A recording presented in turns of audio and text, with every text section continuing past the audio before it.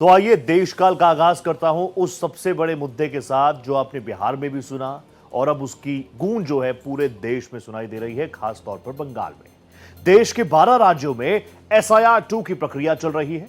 SIR यानी special intensive revision.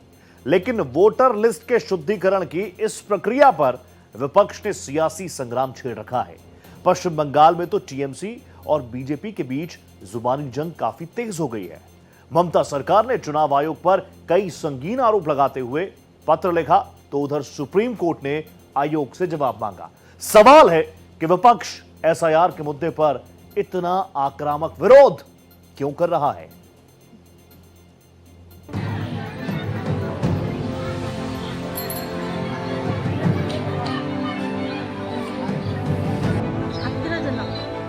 কোথায় থাকতেন? এদিকে কোথায় থাকতেন? 8 বছরের পাশে।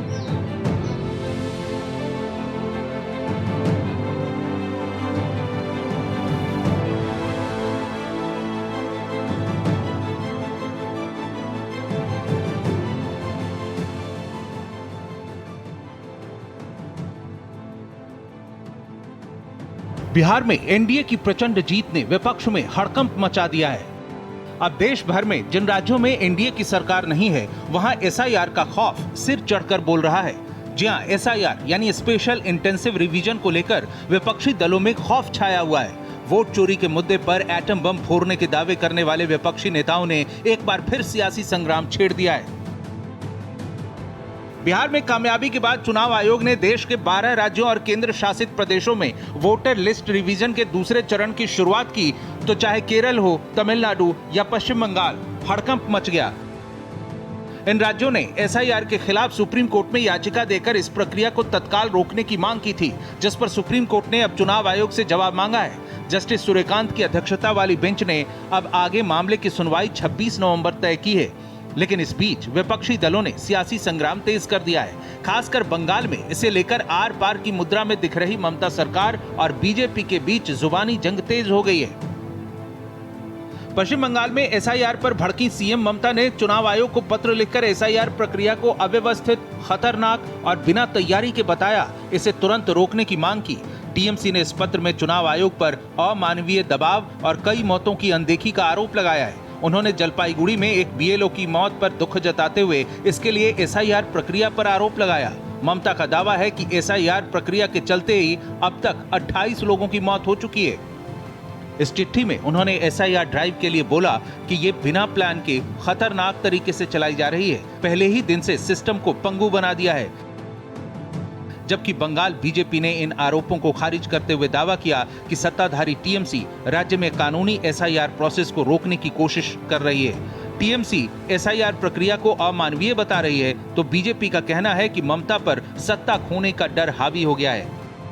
ममता बनर्जी कौन है SIR रोकने वाला? ये तो सीधा सीधा कॉन्स्टिट्यूशनल बॉडी को अटैक कर रहा है। SIR कोई नया बात नहीं है। ये 9th SIR हो रहा है देश में, और उन्होंने फर्स्ट डे से BLO को डराने का काम, इलेक्शन कमिश्नर CO के खिलाफ पर्सनल अटैक करना, CEC के खिलाफ उनको गाली देना। उन्होंने 1000 डाटा एंट्री ऑपरेटर देना था, उनका फाइनेंस ने रोक के रखा है। जो रेम्यूनरेशन इलेक्शन कमीशन देने के लिए अप्रूव किया है, वो रोक के रखा है। वो कौन है? SIR, no election. 7 फरवरी में फाइनल वोटर लिस्ट नहीं होगा तो अप्रैल में चुनाव नहीं होगा। चुनाव नहीं होगा तो संविधान में लिखा हुआ है क्या होने वाला है। इसलिए ममता बनर्जी जो कर रहा है, बांग्लादेशी इलीगल घुसपैठिया और death voter, double entry fake voters, ये लोग का नाम डिलीट हो रहा है। अपनी कुर्सी जाने के लिए वो हल्ला बोल कर रहा है, चोर मचा रहा है शोर। बीजेपी ममता सरकार पर जो आरोप लगा रही है, उसकी बानगी ये तस्वीरें बयां कर रही हैं। जैसे ही बंगाल में वोटर लिस्ट की गहन जांच की खबर फैली, बांग्लादेश से अवैध रूप से आए लोगों में भगदड़ मच गई। डर और घबराहट में लोगों की भीड़ सीमा पर पहुंच गई। बॉर्डर के 0 पॉइंट पर अचानक लगी भीड़ से BSF अलर्ट हो गई। ये तस्वीरें बता रही हैं कि पश्चिम बंगाल की सियासत में एक बार फिर हलचल मच गई है। इससे सवाल है कि क्या SIR की कार्रवाई वाकई किसी बड़े नेटवर्क को हिलाने वाली है? क्या सच में ये बंगाल की राजनीति में वोट बैंक की हकीकत बेपर्दा करने वाली है, जिसके डर से बंगाल सरकार ने एसआईआर के खिलाफ जंग तेज कर दी है। जैसे ही एसआईआर की खबर बंगाल में आई, आप लोगों ने भी देखा, भर भर के घुसपैठिए बाहर जा रहे हैं। यह सिद्ध करता है, इससे यह बात प्रूव होती है कि पश्चिम बंगाल में कोलकाता क्षेत्र, नॉर्थ साउथ परगना, वहां से ममता बनर्जी की पार्टी को बहुत लीड मिलती आई है। कारण क्या था? आपने जानबूझ करके अपने तुष्टीकरण की राजनीति को फलीभूत करने के लिए घुसपैठियों को अपना वोट बैंक बनाया है। यह वोट बैंक की राजनीति है, यह तुष्टीकरण है। This is extreme case of political appeasement. यह अपीजमेंट नहीं चलने वाला है। एसआईआर के विरोध में राहुल गांधी का वोट चोरी का आरोप वाला स्टैंड कायम है। कांग्रेस पार्टी 14 दिसंबर को दिल्ली के रामलीला मैदान में एसआईआर के खिलाफ एक विशाल रैली करने का प्लान कर रही है। साथ ही कांग्रेस राष्ट्रपति को चुनाव आयोग के खिलाफ 5 करोड़ हस्ताक्षर भी सौंपेगी।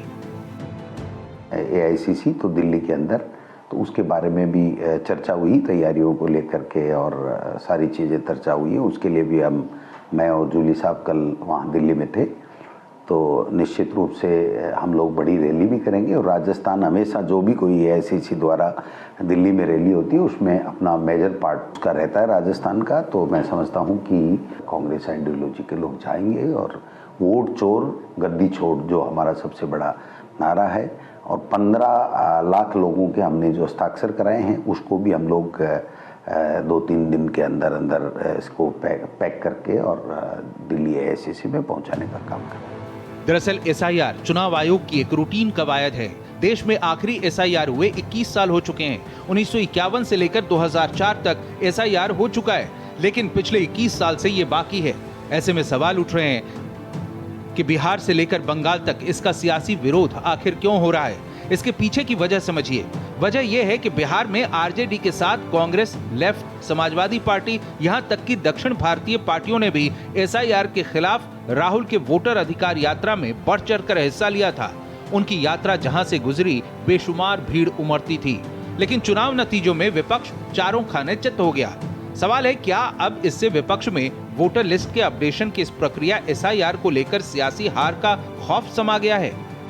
कांग्रेस पार्टी, आरजेडी और तमाम विपक्षी पार्टियों ने किया जब बिहार में एसआईआर हो रहा था। कांग्रेस पार्टी को ममता बनर्जी को पढ़ना चाहिए, और ममता बनर्जी अराजकता का प्रतीक है, गुंडागर्दी का प्रतीक है।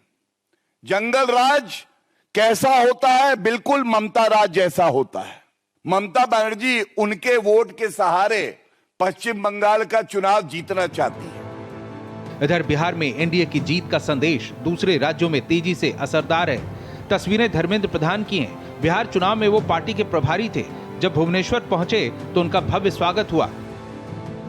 जहां विपक्षी एनडीए की लहर से घबराकर एसआईआर पर हार का ठीकरा फोड़ रहे हैं, तो बिहार जीत से उत्साहित बीजेपी और एनडीए के नेता विपक्षी दलों के एसआईआर विरोध पर आक्रामक हैं। आरजेडी और कांग्रेस जिंदगी भर कभी पलट के ये लोग सत्ता में नहीं आएंगे अगर ये लोग बहाने बनाना नहीं छोड़ेंगे। हर हार के बाद आपको एक ईमानदार मंथन करने की जरूरत है।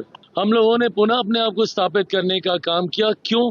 क्योंकि हम लोगों ने ईमानदार मंथन किया, और अभी तक आप इस बात पे ही ठीकरा फोड़ने में लगे हैं। कभी एसआईआर खराब, तो कभी इसका वोट चोरी हो गया, तो कभी इसने वोट काट लिया, तो कभी यहाँ धांधली हो गई, वहाँ, मतलब आप दूध के धुले हैं, बाकी सब गलत है। जो हिंदुस्तान का, भारत का जो नागरिक है, भारत का संविधान है, उसके अनुसार जिसको नागरिकता है वही नागरिक रहेगा। एसआईआर यही शुद्धता कायम कर रहा है। बंगाल में एसआईआर होगा। बंगाल में जंगल राज को समाप्त किया जाएगा। अब बंगाल से बांग्लादेशी और रोहिंग्या मुसलमानों को निकाला जाएगा। ममता दीदी अब बचा नहीं पाएंगी बंगाल को। बांग्लादेश नहीं हम बनने देंगे। गृह मंत्री अमित शाह ने पहले भी कई बार घुसपैठियों को देश से बाहर निकालने की बात कही है। एक बार फिर उन्होंने इसे दोहराया है। घुसपैठ को रोकना न केवल देश की सुरक्षा के लिए जरूरी है, देश की लोकतांत्रिक व्यवस्था को प्रदूषित होने से बचाने के लिए भी घुसपैठ को रोकना जरूरी है। मगर दुर्भाग्य की बात है, कुछ राजनीतिक दल एक घुसपैठिया हटाओ का जो अभियान है इसको निर्बल करने में लगे हैं, और वो राजनीतिक दल चुनाव आयोग द्वारा जो SIR की प्रक्रिया चल रही है, मतदाता सूची का शुद्धिकरण जो चल रहा है, इसका खिलाफत कर रहे हैं। हम इस देश में से एक एक घुसपैठिए को चुन चुन कर बाहर निकालेंगे, ये हमारा प्रण है। चुनाव आयोग ने जिन 12 राज्यों में SIR शुरू करवाया है, उनमें से 4 राज्यों में 2026 में विधानसभा चुनाव होने हैं, तो 2027 में 3 राज्यों में और 2028 में 3 राज्यों में चुनाव हैं। लेकिन SIR पर पश्चिम बंगाल में है सबसे ज्यादा सियासी रार। Bureau report, Bharat express.